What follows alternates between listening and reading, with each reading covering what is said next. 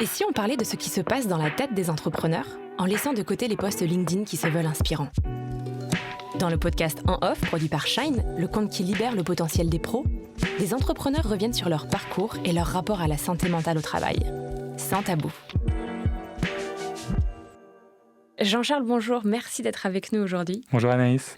Alors, tu es le fondateur d'Alan, l'une des plus belles aventures entrepreneuriales de la French Tech, qui révolutionne le milieu de l'assurance santé. Je suis ravie de te recevoir pour discuter de ton parcours, mais aussi de ton quotidien d'entrepreneur. Et pour démarrer, j'aimerais que tu nous racontes ce qui t'a poussé à entreprendre. Tu es ingénieur de formation, tu as créé une première société qui s'appelle Explicit, que tu as revendue pour lancer Alan.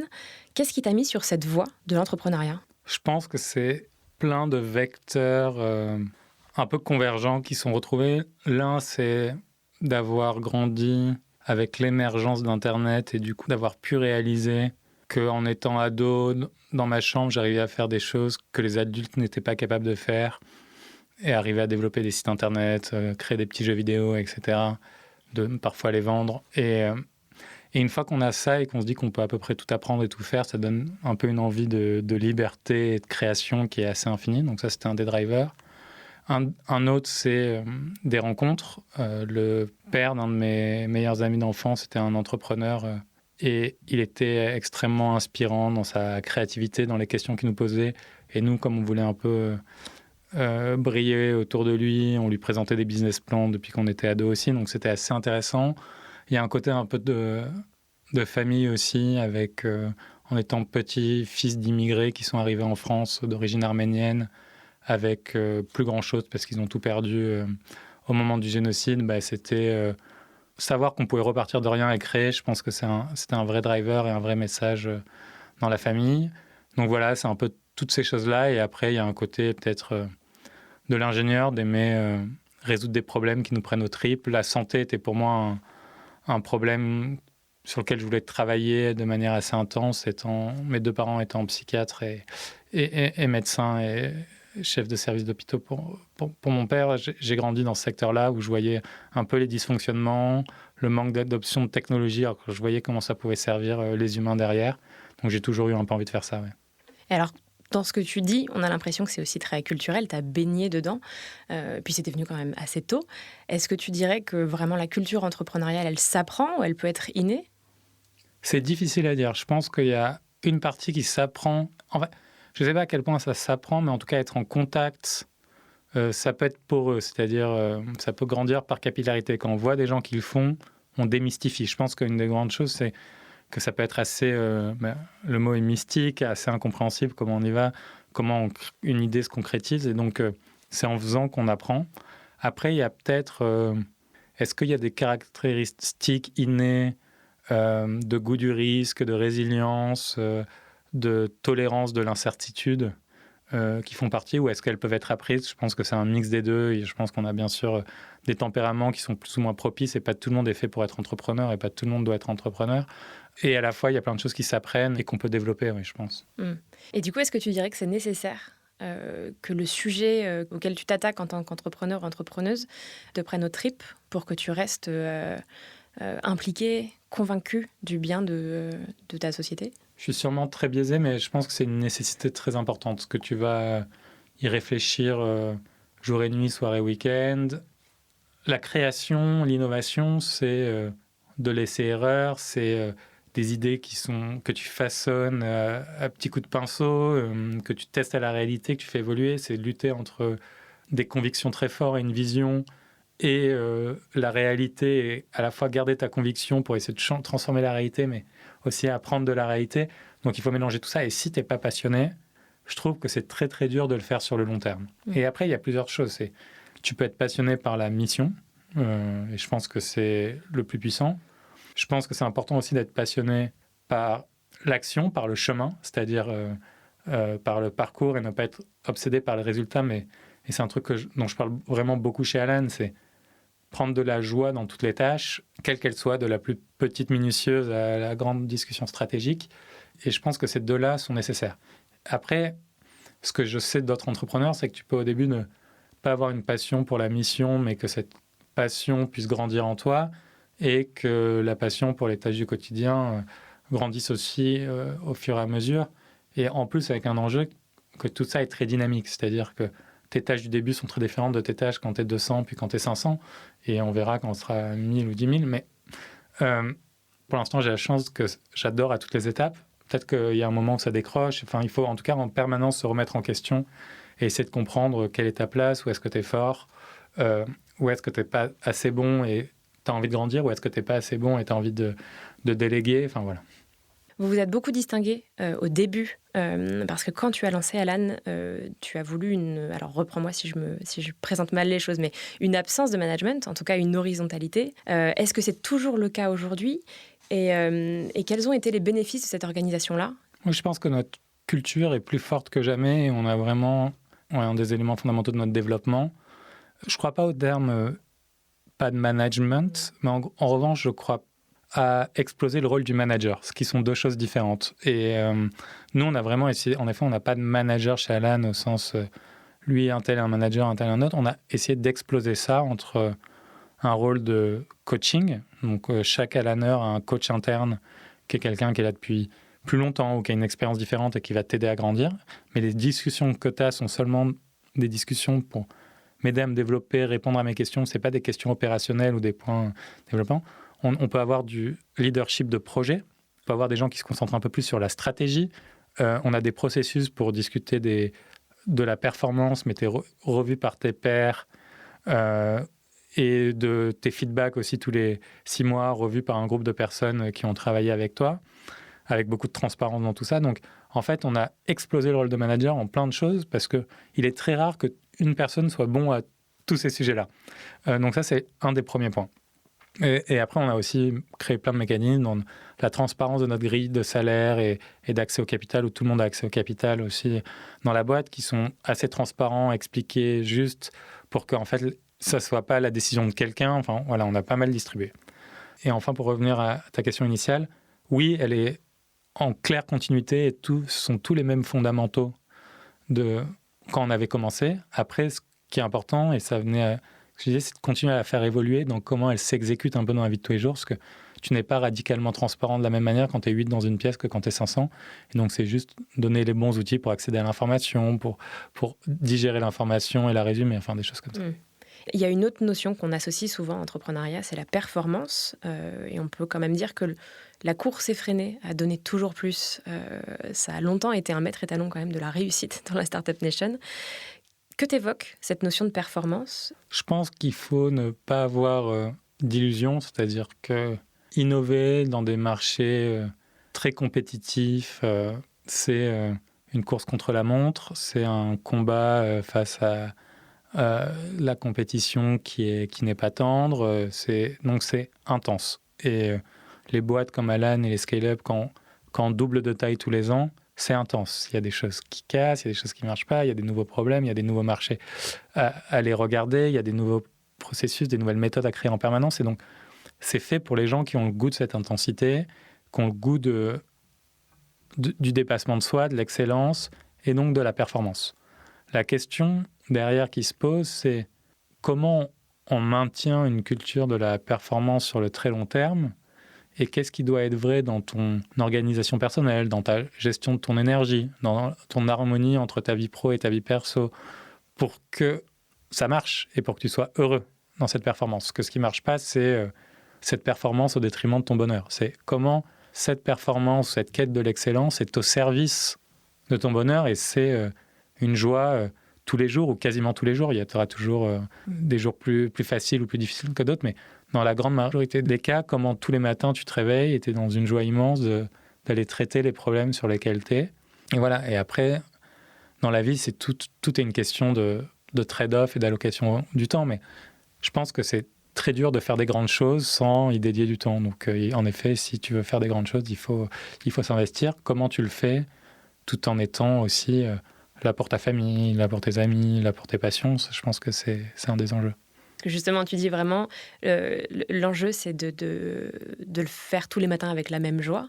Est-ce que tu as des rituels, des choses qui te permettent de te remettre sur les bons rails Je pense que j'ai une chance, c'est que quasiment tous les matins depuis le début d'Alan, ça a toujours été une joie immense parce que c'est un problème qui passionne, que réseau avec des gens qui me passionnent sur une mission qui est vraiment importante. Après, il y a eu des périodes de stress, il y a des périodes de gestion, de l'impression qu'on doit être bon partout. Enfin, j'ai deux fils qui ont moins de 3 ans. Ça a été intense ces 3 dernières années et arriver à être à la fois là pour ma femme, être là pour mes enfants, être là pour la boîte. Ça demande de faire certains sacrifices, peut-être être un peu moins là pour certains de mes amis. Il faut faire des choix. Et après, il faut faire les choix qui nous portent. Et c'est un peu gérer cet équilibre. Après, les routines que moi j'ai, elles sont multiples. Il y en a une qui est d'arriver à prendre de la distance en se disant si ça rate, c'est pas la fin du monde. On sera toujours là, on retrouvera d'autres nouvelles choses à faire et on n'a vraiment pas envie que ça rate, mais le fait de pouvoir s'en détacher, ça aide vraiment. La deuxième, on a lancé Alan qui est notre outil de santé mentale et de bien-être mental que j'utilise quotidiennement parce qu'il y a un outil c'est basé sur les thérapies cognitivo-comportementales. Donc, tu peux à la fois faire de la visio avec des thérapeutes, tu as du contenu hyper inspirant, tu as des programmes. Et moi, une des fonctionnalités parmi d'autres que j'adore, c'est le journaling qui te permet de, juste en 2 minutes, partager ton ressenti de ta journée et après qui te fait un petit exercice basé sur ce ressenti et qui t'aide à prendre un peu de recul par rapport à ça. Parce qu'il y a toujours, il peut toujours avoir des frustrations qui peuvent venir et surtout, pour moi, je trouve que trouver ces équilibres aussi sur, et ce qui était très dur avec 2 petits-enfants sur le sommeil, qui est, je pense, un des facteurs contributeurs de bien-être les plus importants. Enfin, il n'y a pas que moi qui pense, il y a pas mal de papiers scientifiques qui le disent. C'était aussi arriver à bien gérer son sommeil, à bien penser à en avoir assez pour être en forme. Ça, du coup, quand tu commences à t'obséder un peu pour ton sommeil, tu t'obsèdes un peu aussi pour ta nutrition et ce que tu bois. Et bon, c'est un peu une chaîne et il faut, encore une fois, trouver les bons équilibres pour soi. Je pense que être absolutiste ou trop radical sur l'arrêt de l'alcool ça rend pas nécessairement plus heureux. Donc, il faut trouver les bons équilibres. Mais clairement, moi, j'ai immensément diminué l'alcool et je dors beaucoup mieux et je suis plus heureux grâce à ça. Mais c'est ma solution à moi. Faire du journaling tous les jours qui m'aide à aussi faire un peu une pause entre le moment j'essaye de m'arrêter vers 6h15 pour passer du temps avec les enfants jusqu'au coucher. Je retravaille après. Et enfin, un des points, moi, qui a totalement changé ma vie, parce que je pense que j'étais très, très, très stressé dans ma première boîte, c'est d'avoir décidé de reprendre le contrôle sur comment j'interagis avec le monde. J'ai supprimé toutes les notifications sur toutes les plateformes. Donc, sur mon téléphone, il n'y a aucune notification qui s'affiche, etc. Sauf les appels, en gros, de ma femme. Et c'est moi qui décide quand je vais voir. Et ça a totalement changé parce qu'on redevient en contrôle, on choisit quand on va voir l'information. Moi, j'ai aussi, du coup, énormément travaillé sur structurer mon calendrier, mon temps, le temps que j'alloue aux tâches. J'ai aussi une to-do list. Enfin, c'est assez précis, mon organisation est assez précise. Et ça, encore une fois, c'est pour moi. D'autres personnes peuvent avoir d'autres méthodes. Mais comme ça, j'ai du temps. Structurer mon calendrier, ça me permet d'avoir du temps non structuré pour réfléchir, par exemple. Et ça, c'est très important pour moi. Ou du temps pour lire. Ou du temps pour exécuter les différentes tâches. Et ça m'a aussi beaucoup aidé parce que ça enlève de la charge mentale. On concentre la charge mentale sur mes moments d'organisation où je vais passer du temps à organiser, à essayer d'organiser tout ça. Et après, je suis dans un mode sans charge mentale où je sais que ça a été organisé pour moi par moi et j'ai plus qu'à dérouler. Et ça a été aussi assez transformant en gestion du stress. Il y a ce bouquin qui m'a été conseillé par Ilham Kadri, qui est la CEO de Solvay, qui est un grand groupe de chimie, qui s'appelle Inside Power, qui est à quel point tous tes sentiments négatifs, quand tu as l'impression qu'un truc t'arrive négativement, en fait, c'est toi qui es en train de générer cette pensée et c'est pas ça. Et arriver à juste se dire ça, c'est là, je dis que cette situation est catastrophique, mais si je me mettais dans un autre contexte, si je changeais de perspective, si je change la temporalité, est-ce que c'est vraiment si grave ? Et ça, en fait, ça aide à prendre du recul, à être beaucoup, beaucoup plus tranquille sur la vie. Et je dis pas qu'il n'y a pas des choses qui m'énervent de temps en temps, etc. Mais en tout cas, 9 fois et demi sur 10, j'ai ce processus qui m'aide à mieux le gérer et à avoir plus de distance. Et il y a encore des fois où je le fais pas très bien. Et est-ce que c'est un processus qui te permet aussi de donner une autre définition à l'échec ? qu'on pense souvent comme être un frein, ou en tout cas on se dit que c'est une vraie épreuve, un échec, et alors il peut y en avoir de différentes sortes, hein. Mais est-ce que du coup tu relativises plus les échecs et est-ce que pour toi d'ailleurs cette notion même d'échec a été complètement... est-ce que tu l'as repensée ces dernières années? J'avais bien aimé cette citation de Alex Karp, qui est le cofondateur, enfin le CEO de Palantir, qui disait il y a deux types d'échecs, il y a les échecs apprenants et les échecs non apprenants. Et en effet, les échecs non apprenants ou qui sont juste des claques, ben ça c'est vraiment pas agréable et ça fait pas trop avancer. Et donc la vraie question en effet c'est qu'est-ce qui fait qu'on apprend de chaque échec. Et après, c'est très facile à dire sur le papier. Je trouve que dans la réalité des choses, bah, c'est jamais agréable d'échouer. On a un côté... Enfin, moi, j'ai à la fois un côté où j'aime pas trop les normes, et à la fois, j'ai un côté bon élève parfois, où j'ai envie de montrer que je suis un peu fort, intelligent, etc. Et j'en ai conscience, donc j'essaie de le dépasser, mais ça fait partie de moi. Et quant à ça, bah, quand tu rates un truc que tu voulais faire... t'as un petit truc quand même dans ton cœur qui te... et ça, en effet, il faut essayer de le dépasser en disant qu'est-ce que j'apprends. Je pense que j'ai réussi à développer cette capacité où ça m'énerve environ 60 secondes. Et après, je suis vraiment, mais quelle est l'opportunité là-dedans? Et j'en reviens à tourner cet esprit son esprit de tout ce qu'on vit, positif ou négatif. Comment on en fait une opportunité? Je trouve que ça rend la vie beaucoup plus excitante déjà, c'est beaucoup plus fun et beaucoup plus énergisant. Et ça, je pense que c'est vraiment ce qui change la donne, ouais.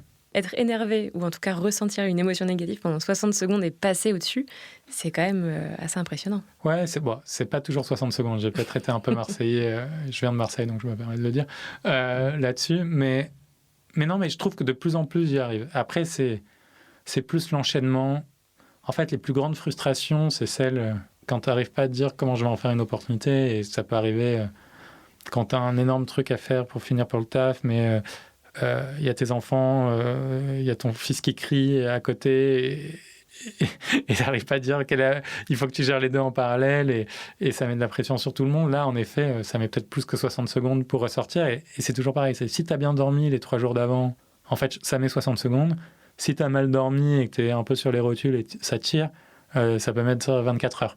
Et, tu vois, et c'est là où il faut vraiment essayer de conscientiser. Je trouve que ce qui a été intéressant pour moi, c'était de conscientiser vraiment l'impact de ma fatigue sur la manière dont je voyais le monde. Et une fois que tu conscientises ça, ça t'aide aussi à prendre la distance. Et parfois, tu en as conscience, tu le sais, tu l'as écrit sur un petit papier pour les moments où tu étais fatigué, et ton énergie négative te dépasse quand même, parce que c'est juste insurmontable. Mais ça arrive, j'espère, de moins en moins souvent. Est-ce que cet intérêt pour ta santé mentale, ou en tout cas ce soin apporté à ta santé mentale, est-ce que c'est venu avec Alan? Est-ce que c'était déjà là avant? Alors moi, j'ai une enfance un peu biaisée avec 2 parents psychiatres, donc mais c'était jamais conscient. Ils ont toujours fait en sorte que ce soit jamais un truc, une pression ou un sentiment ou quelque chose auquel il fallait faire absolument attention à la maison. Mais ils ont juste créé un environnement qui était ultra sain, de support, d'aide au développement, à se trouver soi-même et à trouver ses passions. Donc, je les remercie déjà infiniment pour ça, s'ils m'écoutent. Donc, il y a eu cette partie-là. Et après, en effet, je pense que c'est un peu une nécessité. C'est un peu du darwinisme, je crois. C'est que si tu fais pas ce travail-là, j'ai du mal à voir comment tu vis l'hypercroissance. Parce que c'est quand même... c'est une claque. Enfin, passer de 0 à 500 personnes en 6-7 ans, ça va vite. Il faut se remettre encore une fois, se remettre en question en permanence. Il faut, toi, en tant que dirigeant... grandir plus vite que la boîte, ou à la vitesse de la boîte pour être au niveau des attentes des gens qui rejoignent ce projet, pas qu'à toi. Maintenant, on a toute une équipe de leadership, mais qui quand même te font confiance, mettent une partie du temps de leur vie, qui est un des trucs les plus importants, dans cette mission commune que tu as essayé de créer. Et ça, tu as envie d'être à la hauteur. Donc, il faut arriver à gérer ça. Et je trouve que ce travail est hyper nécessaire. Ouais. Comment est-ce que toi, tu as grandi? Alors, tu parlais des livres que tu as lus. Est-ce qu'il y a d'autres choses qui t'ont permis vraiment de grandir en tant que dirigeant? Je pense qu'il faut vraiment trouver ces méthodes d'apprentissage. Elles sont très différentes pour chacun. Il y en a, c'est écouter des podcasts. Il y en a, c'est rencontrer plein de gens. Il y en a, c'est lire. Il y en a, c'est réfléchir et aller méditer.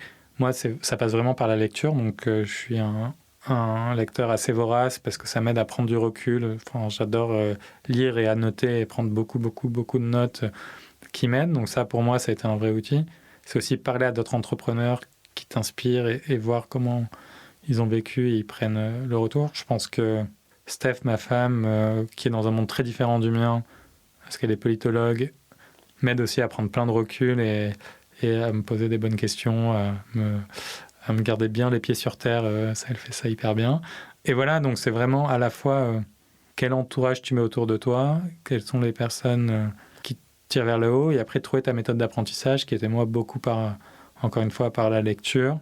Mais je pense que se considérer comme une fonction apprenante, et je trouve que ça, c'est un des trucs d'épanouissement. Et pareil, il y a pas mal de papiers de recherche là-dessus. Mais continuer à apprendre tout au long de ta vie, c'est un des meilleurs facteurs pour ta santé mentale. Et donc ça, j'adore le faire et je continue. D'ailleurs, un autre point que je n'ai pas mentionné, mais en fait qui est aussi un énorme facteur, c'est marcher au moins 1 heure par jour tous les jours. C'est hyper bon pour sa santé physique et sa santé mentale, et ça, je le maintiens. Donc, je fais au moins un de mes calls en marchant par jour tous les jours, et je marche entre 1 heure et 2 heures par jour. Et ça, je pense que c'est très important. Donc, c'est un peu connaître tous ces tricks qui te permettent de te sentir bien. Parfois, quand j'ai un stress, je me mets juste dans l'exécution de la tâche. Je trouve qu'il y a un aspect assez cathartique à juste résoudre le problème et pas laisser la montagne devant toi, la voir grandir parce que tu te sens de plus en plus petit. Donc, juste d'y aller et de la grimper. Et ça, moi, ça m'aide beaucoup et c'est vraiment une de mes stratégies. D'aller prendre les problèmes vite ou juste de les trier. De dire, OK, ce problème, je vais analyser sa criticité.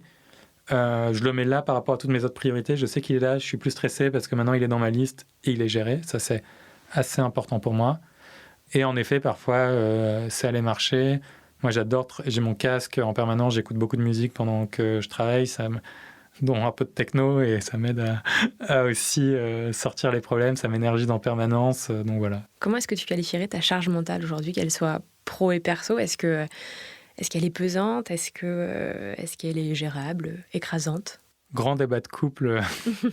Je pense qu'il y a une charge mentale qui est nécessairement importante parce que il y a plein de choses à gérer que moi j'arrive à exploser par l'organisation. C'est juste, encore une fois, dès qu'il y a un truc qui a un peu de la charge mentale, je le mets dans ma to-do, je le trie, je le sais quand je le ferai, et hop, ça a disparu, et maintenant ça devient un problème d'exécution.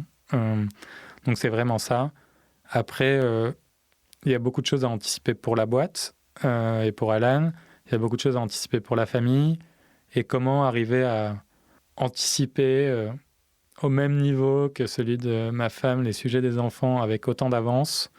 On y travaille, j'essaye de vraiment bosser. On a mis en place des petites routines, un petit point, mais c'est ridicule, mais je pense que ça nous fait du bien, un petit point le dimanche soir où on analyse les 2 semaines à venir ensemble, juste pour être sûr que, en fait, on le fasse ensemble et elle le fasse pas avant que je le fasse, etc., parce que j'ai envie de le faire. Et ce moment aussi est assez utile. Donc voilà, c'est essayer de faire marcher ça. Mais c'est en effet un des enjeux, je pense, de la vie de famille, de vraiment bien équilibrer, de trouver ces équilibres avec chacun une définition différente de l'équilibre souvent. Donc voilà, c'est un super exercice. Ok. Et alors, on a beaucoup parlé de performance, d'échec. On vient de parler de charge mentale. Il y a un autre grand buzzword de l'entrepreneuriat, c'est la productivité. Est-ce que c'est une notion importante pour toi ? Et j'ai un peu envie de t'ériger en ayatollah de l'organisation, parce que ça a l'air d'être très important. Mais comment tu réagis, à l'inverse, aux ayatollahs de la productivité qui sévissent à la fois sur LinkedIn et en librairie ? Quel est ton rapport à cette notion-là ? Je pense que quand les gens me décrivent chez Alan, ils me qualifient en effet comme quelqu'un d'à la fois assez efficace et assez productif. Donc ça fait partie de sa gestion. En fait, au lieu de la notion de productivité, la manière dont j'aime bien réfléchir, c'est conscientiser l'appétit qu'on a pour les tâches. En gros, il y a beaucoup trop de gens qui, en fait, vont passer 3 jours sur un petit problème qui est faible impact, mais qui est très complexe, au lieu de passer 3 jours sur le truc très important. Et donc, nous, on a essayé de créer cette notion que j'essaie vraiment d'appliquer, c'est avant le début d'une tâche, combien de temps je suis prêt à allouer à cette tâche. Alors, c'est connecté à la productivité, mais je peux passer beaucoup, beaucoup de temps sur une tâche, et dont du temps non productif, c'est-à-dire si je décide de réfléchir à la stratégie long terme, je peux passer 3 jours en tout cas, pas 3 journées complètes, mais j'ai des matinées complètes où j'ai jamais rien du tout, et à passer 3 matinées d'affilée juste à réfléchir de manière non productive à ça, parce que je sais qu'il y a quelque chose qui va émerger.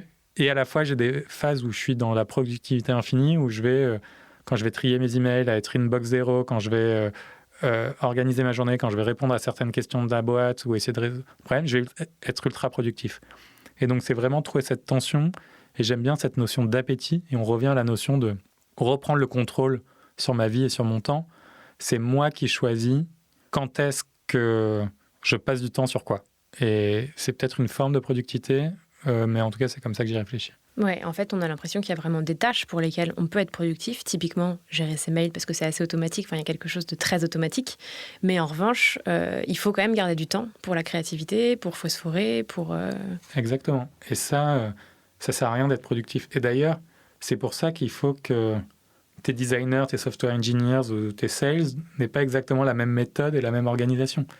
Parce que c'est pas le même type de productivité, c'est pas le même type de créativité. Donc, il faut adapter ces méthodes à qui tu es, à ton type de métier, aux problèmes que tu essayes de résoudre aussi. Et du coup, ça donne des organisations différentes selon les métiers chez Alan, et y compris, je sais pas moi, des horaires, des manières de travailler. En fait, nous, on donne énormément de flexibilité aux gens sur leurs horaires et leur manière de travailler. Enfin, on essaye de mettre des règles de société et de travail en commun qui permettent d'être très flexibles sur le reste.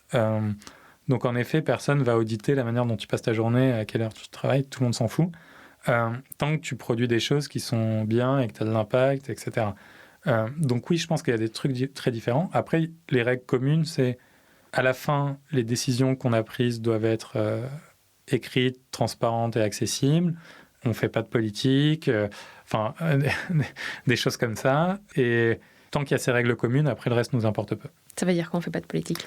C'est qu'une idée gagne parce que c'est une bonne idée et pas parce que j'ai essayé de aller déjeuner avec un tel pour le convaincre que truc. Enfin, c'est vraiment la politique dans les boîtes, je pense que c'est ce qui les tue. Nous, on essaye vraiment d'être apolitique, qu'il n'y ait rien qui se passe dans les couloirs cachés, etc. Mais... Pour conclure cet entretien, est-ce que tu aurais un dernier conseil à donner à quelqu'un qui se lance aujourd'hui dans l'aventure entrepreneuriale et qui pourrait l'aider et qui, toi, t'a aidé quand tu t'es lancé?